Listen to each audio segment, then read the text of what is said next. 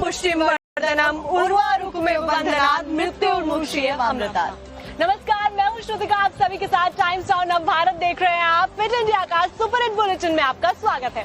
नमस्कार, हर हर महादेव, आप सभी का बहुत बहुत स्वागत है। आपके साथ मैं हूं साक्षी मिश्रा। तो देखिए, आज हम ऋषिकेश में हैं, वो जगह जहां पर योग का जन्म स्थान है और आध्यात्मिक नगरी है और भगवान भोले की आराधना के लिए बहुत महत्वपूर्ण स्थल कहा जाता है ऋषिकेश को। और यहाँ पर खास करके सावन के महीने में एक अलग सी रौनक देखने को मिलती है, क्योंकि बड़ी तादाद में, हजारों लाखों की तादाद में कांवड़िए यहाँ से जल लेकर जाते हैं। बिल्कुल। तो देखिए, आप देखेंगे जहां आप देख रहे हैं वहां जानकी पुल है और हमारे पीछे की तरफ में राम झूला है। यहाँ पर लक्ष्मण झूला, राम झूला, जानकी झूला, ये 3 झूले होते हैं जो कि इस पार से दूसरी पार को जोड़ते हैं। 450 मीटर की ये दूरी है लगभग। और सुबह सुबह माँ गंगा के दर्शन के साथ ही बुलेटिन की शुरुआत करते हैं।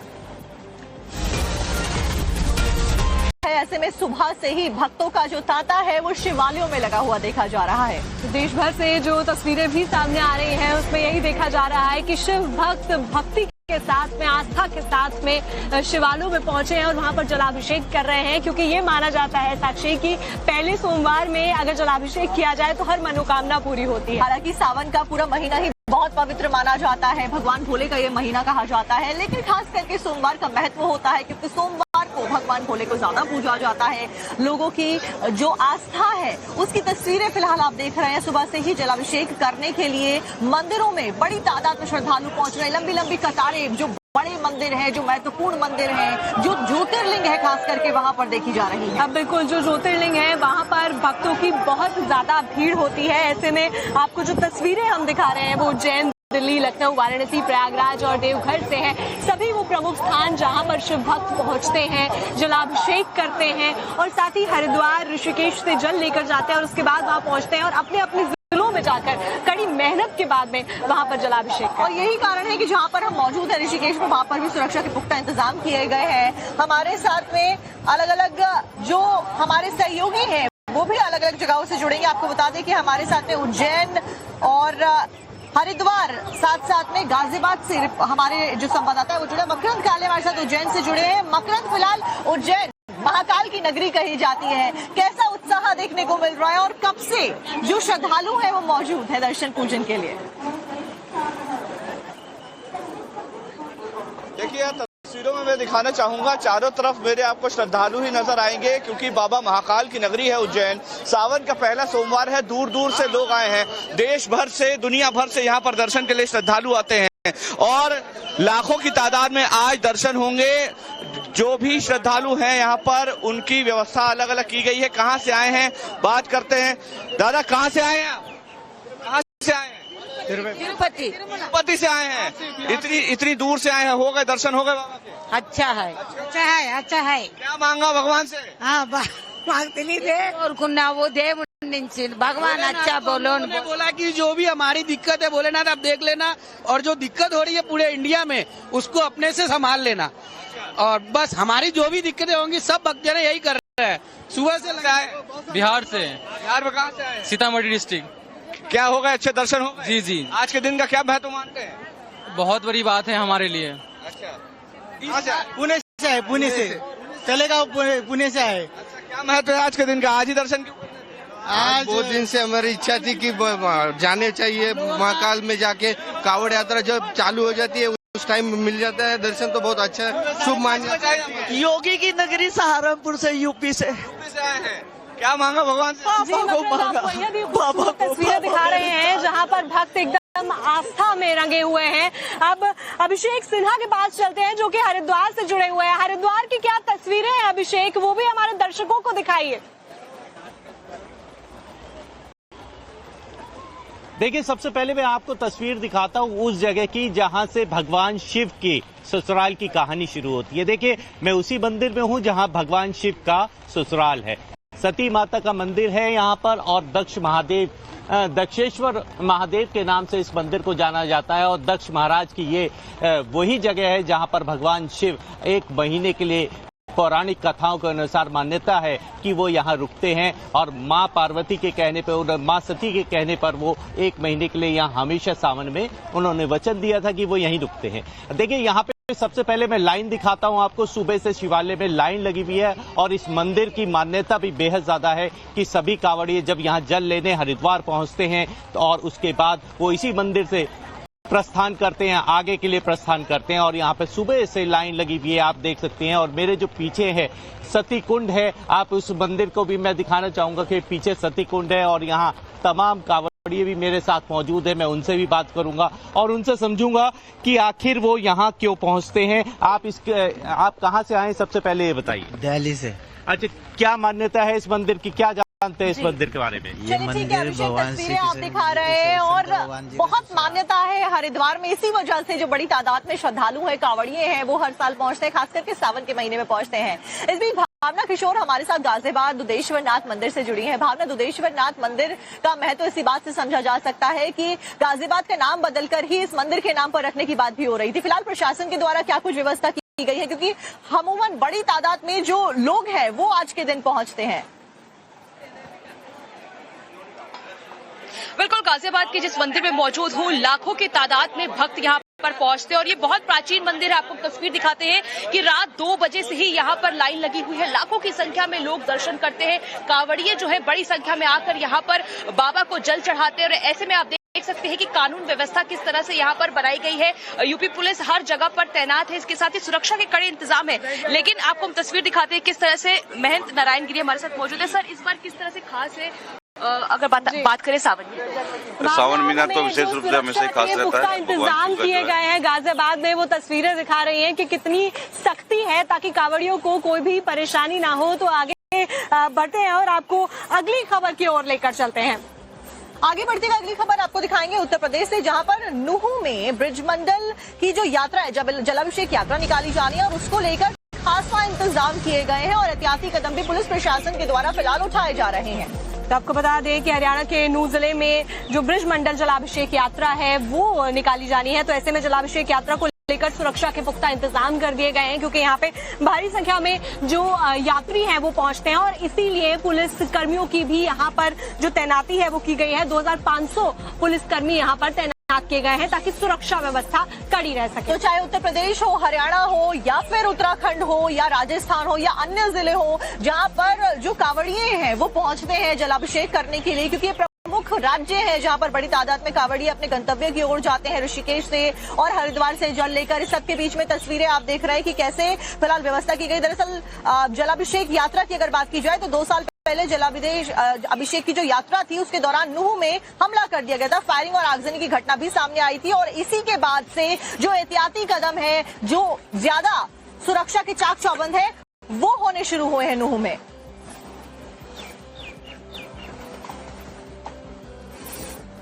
सांसद दानिश अली के द्वारा कांवड़ को लेकर, सावन को लेकर एक विवादित बयान दे दिया गया है। दानिश अली की तरफ से ये कहा गया है कि जो योगी सरकार है वो भेदभाव करती है। अगर एक समुदाय इबादत करता है तो उसके ऊपर मुकदमा कर दिया जाता है जब वो सड़क पर बैठकर इबादत कर रहा होता है, और दूसरे के लिए आप पुख्ता इंतजाम कर रहे हैं, व्यवस्थाएं कर रहे हैं, तो ये बड़ा भेदभाव। करोड़ों हिंदुओं की आस्था के ऊपर सवाल उठाते हुए ये विवादित बयान दे दिया गया दानिश अली के द्वारा। कांवड़ यात्रा को लेकर पूर्व कांग्रेस सांसद ने ये विवादित बयान दिया। आपको सुनवाते हैं एक बार क्या कुछ कहा गया है। योगी सरकार इस देश के बहुसंख्यक समाज का रात दिन तुष्टीकरण में लगी हुई है, मेरा ये आरोप है। सबको बराबर का जीने का हक देता है। आप किसी एक समुदाय को तो कह दोगे कि ये सड़क के बाहर अगर साल में कोई एक बार इबादत करता है तो इनके नहीं, अगर इस बाउंड्री के बाहर सड़क पर आ गया तो मुकदमा हो जाएगा। दूसरी तरफ आप पूरा नेशनल हाईवे बंद कर देते हो। तो आपको बता दें कि मध्य प्रदेश में कई जिलों में करनी सेना ने हंगामा किया है। आपको बताएं तो हारदा में हालात बेकाबू है और उसके बाद में पुलिस को लाठियां भी बांधी पड़ी हैं। और इसी प्रदर्शन को शांत कराने के लिए, जो कि एक आरोपी को लेकर शुरू हुआ था, पुलिस को बहुत ज्यादा भारी संख्या में बल का प्रयोग करना पड़ा। लाठीचार्ज पुलिस के द्वारा किया गया, यहाँ तक कि वाटर कैनन्स का इस्तेमाल भी किया गया। आपको जिले बता देते हैं कौन कौन से हुए। हरदा, रतलाम, उज्जैन, देवास में करनी सेना ने जमकर बवाल काटा है, जिसकी कुछ तस्वीरें सामने आई हैं, आप अपनी स्क्रीन पर देख रहे हैं। आपको बता दें कि लाठीचार्ज किया गया और उसके बाद में वाटर कैनन का भी इस्तेमाल करना पड़ा ताकि भीड़ को कंट्रोल किया जा सके। जो तनाव के हालात वहां पर हुए उनको रोका जा सके। जो आप पांच तस्वीरें देख रहे हैं हरदा, रतलाम, उज्जैन, देवास में देख रहे हैं, जहां पर जमकर बवाल हुआ और उसके बाद में कंट्रोल करने के लिए पुलिस को लाठियां चलानी पड़ी। तो मध्य प्रदेश के कई जिले इसमें शामिल है। करनी सेना के द्वारा कैसे प्रदर्शन किया गया, पुलिस ने क्या एक्शन लिया, उसके ऊपर आपको रिपोर्ट में दिखाते हैं।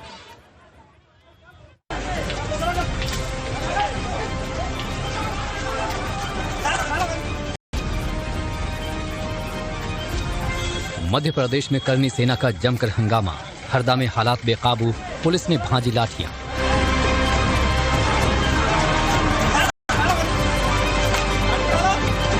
लाठी चार्ज कर खदेड़ा, वाटर कैनन का इस्तेमाल। कई जिलों में दिखा असर, पुलिस ने संभाला मोर्चा। हरदा से शुरू हुआ करनी सेना का हंगामा मध्य प्रदेश के कई जिलों में देखने को मिला। देखते ही देखते करनी सेना का उत्पात मध्य प्रदेश के रतलाम, उज्जैन, देवास और आगरमालवा में कई शहरों में नजर आया, जहां करनी सेना के लोगों ने जमकर हंगामा किया। हालात को बिगड़ता देख पुलिस ने भी जमकर लाठियां भांजी। प्रदर्शनकारियों को दौड़ा दौड़ा कर भगाया गया। तस्वीरें हरदा की हैं, जहां करनी सेना के हंगामे को रोकने के लिए पुलिस ने जमकर लाठीचार्ज किया। हालात को काबू करने के लिए पुलिस ने वाटर कैनन का भी इस्तेमाल किया।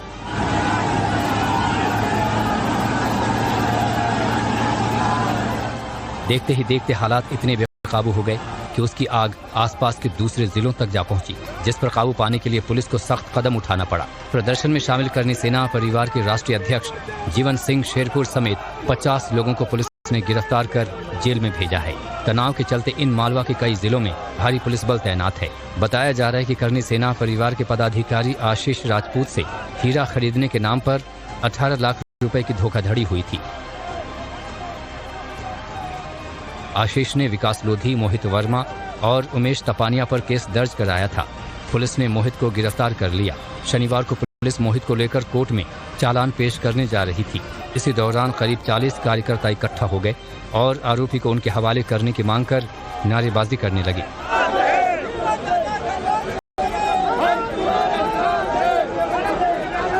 हंगामा बढ़ा तो पुलिस ने लाठीचार्ज कर करनी सेना के जिला अध्यक्ष सुनील राजपूत, आशीष राजपूत समेत 4 लोगों को गिरफ्तार कर लिया था। इसी गिरफ्तारी के खिलाफ जमकर बवाल हुआ, तोड़फोड़ हुआ, हंगामा हुआ। फिलहाल हालात को काबू में रखने के लिए भारी पुलिस बल तैनात है। कई जिलों में अभी भी भारी पुलिस बल तैनात है ताकि किसी तरह की कोई दिक्कत ना हो।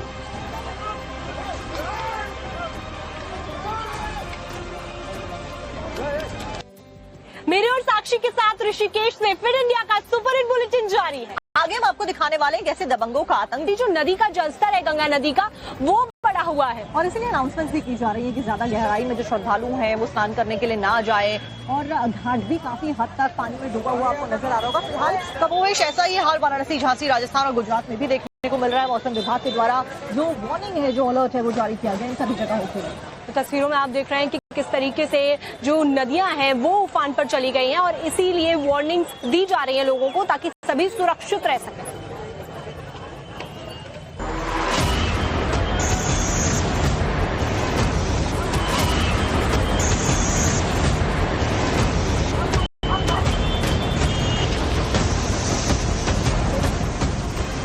पहाड़ से मैदान तक, हिमाचल से मुंबई तक आसमानी आफत का कहर जारी है। हिमाचल में मंडी के बाद एक बार फिर लैंडस्लाइड देखने को मिला है। सोलन में पहाड़ी से भारी भरकम चट्टान टूटकर सड़क पर आ गिरी। गनीमत रही कि इस दौरान मौके से गुजर रही गाड़ियां बच गई। अगर ये चट्टान किसी गाड़ी पर गिरती तो उसका तहस नहस होना तय था। पहाड़ों पर हो रही बारिश का असर मैदानी इलाकों में भी देखने को मिल रहा है। वाराणसी में भी गंगा का जलस्तर घाटों तक पहुंच गया है।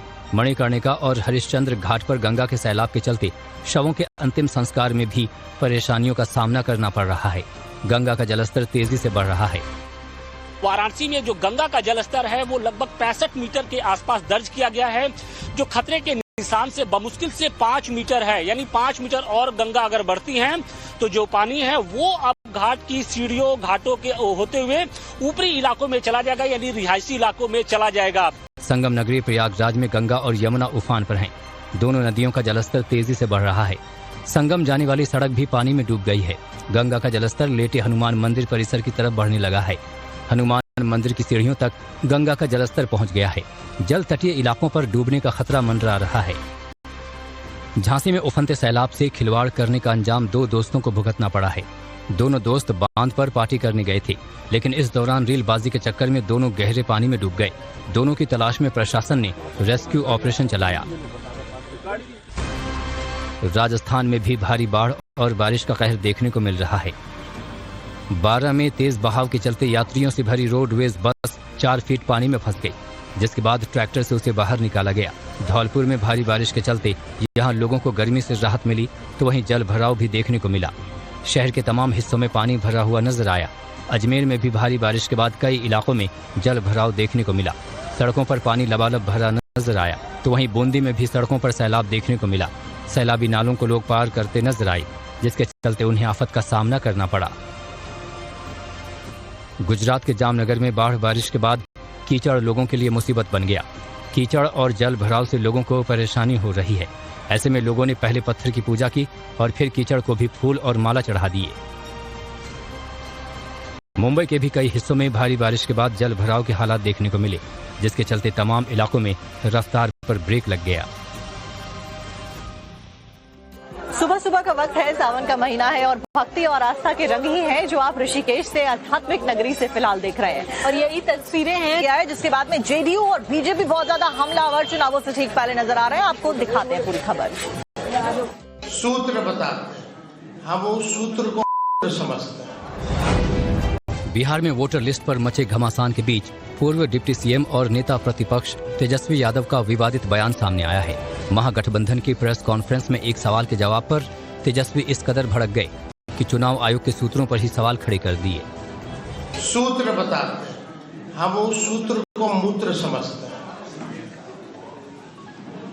वेस्ट जो होता है ना, ये वो है, इसका कोई आधार नहीं ना। ये वही सूत्र है जो पाकिस्तान में कब्जा करवा दिया था। तेजस्वी के इस बयान पर बीजेपी भी हमलावर हो गई, तो जेडीयू ने तेजस्वी के बहाने पूरे लालू परिवार को ही सवालों के कटघरे में खड़ा कर दिया। वैसे यही सूत्र चारा घोटाला में भी आ गए थे, यही सूत्र लारा घोटाले में भी आए थे, यही सूत्र मॉल घोटाले में आए थे, यही सूत्र जमीन घोटाले में आए थे, कैश फॉर लैंड में, यही सूत्र मिट्टी में घोटाले से आए थे। ये तो सूत्रों के बाढ़ में कौन बहा है? नहीं, ये प्रेस के लिए जो कंटेम्प्ट है परिवार का, खासतौर से तेजस्वी यादव का, वो इसको जाहिर करता है किस तरह से मीडिया के लिए ऑब्जेक्शनेबल भाषा का इस्तेमाल किया। दरअसल प्रेस कॉन्फ्रेंस के दौरान तेजस्वी यादव से चुनाव आयोग के खुलासे पर सवाल पूछा गया था। सूत्रों का हवाला देते हुए बिहार के वोटर लिस्ट में नेपाल, बांग्लादेश और म्यांमार के घुसपैठियों के नाम का जिक्र था। इसी पर तेजस्वी भड़क गए थे। तो वहीं इस मुद्दे पर जनसुराज पार्टी अध्यक्ष प्रशांत किशोर ने बीजेपी और चुनाव आयोग को घेरा है। तो ये बड़े चिंता की बात है, क्योंकि इसी इलेक्टोरल रोल से अभी 1-1.5 साल पहले पार्लियामेंट का चुनाव हुआ है। मोदी जी उसी इलेक्टोरल रोल से चुनकर प्रधानमंत्री बने हैं। वोटर लिस्ट को लेकर बीजेपी चुनाव आयोग का बचाव कर रही है, तो विपक्ष चुनाव आयोग के बहाने बीजेपी की सत्ता पर ही सवाल खड़े कर रहा है। Social media influencer Sharmishta Panoli के पूरे मामले को लेकर आज सुप्रीम कोर्ट में सुनवाई होने वाली है। दरअसल शर्मिष्ठा के द्वारा एक विवादित पोस्ट किया गया था, जिसके बाद में कोलकाता पुलिस ने उन्हें गिरफ्तार कर लिया था। बिल्कुल, वो खबर बताएंगे, लेकिन उससे पहले आपको बता दें कि तेजस्वी ने एक कार्यक्रम में बवाल देखने को मिला है। कार्यक्रम हुआ तो एकजुटता के लिए था साक्षी, लेकिन ऐसा होता दिखाई नहीं दिया। हाथापाई और धक्का मुक्की, मंच पर आपस में उलझते नेता, गर्म माहौल में पुलिस की एंट्री, तेजस्वी के मंच पर गजब तमाशा। मंच पर लगे बैनर में तेजस्वी का नाम दिखाई दे रहा है। मंच पर मौजूद लोगों के बीच बवाल मच रहा है, लेकिन तेजस्वी मंच पर मौजूद नहीं है। तो आखिर ये पूरा माजरा क्या है?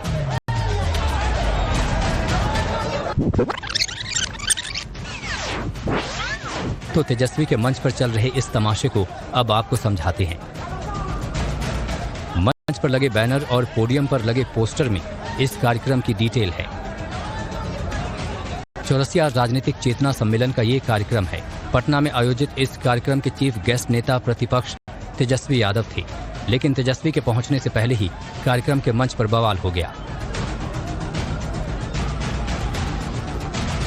इस कार्यक्रम का मकसद आने वाले विधानसभा चुनाव में चौरसिया समाज को एकजुट करना था। समाज की एकजुटता से पहले मंच से विवाद की तस्वीर सामने आ गई। बवाल की वजह मंच का सीटिंग अरेंजमेंट बताया जा रहा है, जिसको लेकर कार्यकर्ताओं में तीखी बहस हो गई और बात आपसी झड़प तक जा पहुंची। हालांकि तेजस्वी के पहुंचने से पहले समाज के सीनियर नेताओं और पुलिस अधिकारियों ने मामले को शांत करा दिया। तेजस्वी जब तक मंच पर पहुंचे हालात सामान्य थे, लेकिन वहां मौजूद लोगों के चेहरे पर तनाव साफ नजर आ रहा था। खबर आपको बताते हैं, social media influencer Sharmishta Panoli से जुड़ी हुई, जिनकी आज सुनवाई होनी है सुप्रीम कोर्ट में।